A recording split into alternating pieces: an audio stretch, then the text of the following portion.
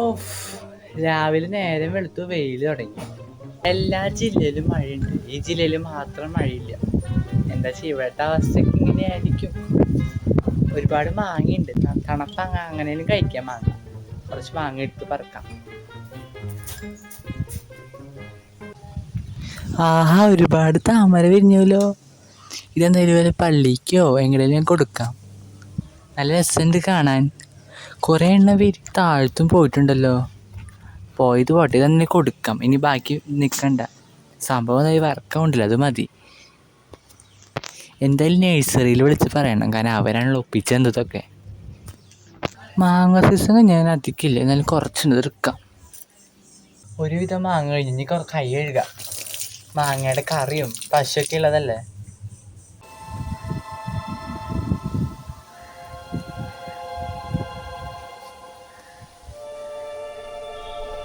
ഈ കുട എങ്ങനെ ഇവിടെ വന്നത്? ഈ കുട ഞാനന്ന് ഇവിടെ എടുത്തു വെച്ചതല്ലേ. എന്തോ ഇതുണ്ട്, എന്തെങ്കിലും കണ്ടുപിടിക്കണം. അപ്പോൾ ഇതിൻ്റെ ഉള്ളിലാണ് പ്രേതം. അപ്പം ഇനി കാര്യങ്ങളൊക്കെ മനസ്സിലായ സ്ഥിതിക്ക് ഇനി വെറുതെ ഇരിക്കണ്ട. ഇതിൻ്റെ പിന്നിലുള്ള ആൾക്കാരും കണ്ടുപിടിക്കണം, എല്ലാവരും കണ്ടുപിടിക്കണം.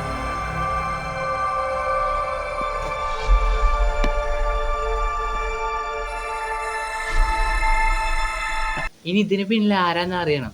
അതിന് ഇനി എന്താ വഴിയുള്ളത്?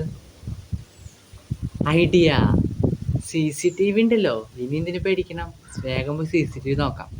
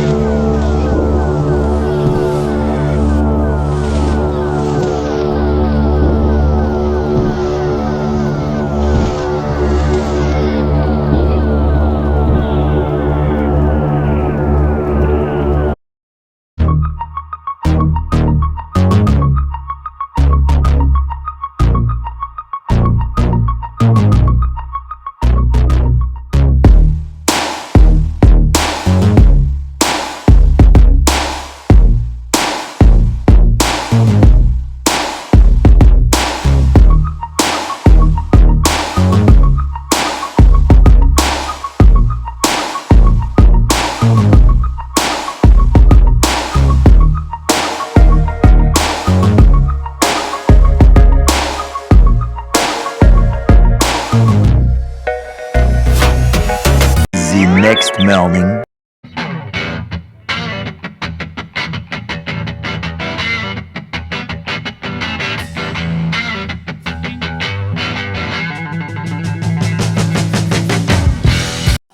അപ്പോൾ ഇവരൊക്കെയാണ് ഇതിൻ്റെ ചുറ്റിപ്പെട്ടുള്ള ആൾക്കാർ.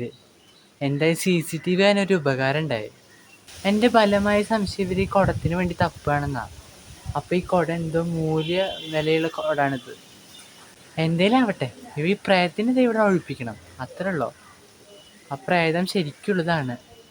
എത്രയും പെട്ടെന്ന് തന്നെ ഇവരുടെ ലക്ഷ്യം കാര്യം എന്തിനാന്ന് അറിയണം. ഇതിന് പിന്നിൽ ഒരാൾ മാത്രമല്ല, ഇതിന് പിന്നിൽ കുറേ ആൾക്കാർ ഈ പ്രശ്നത്തിൽ ചുറ്റിപ്പറ്റിയിരിക്കുന്നുണ്ട്.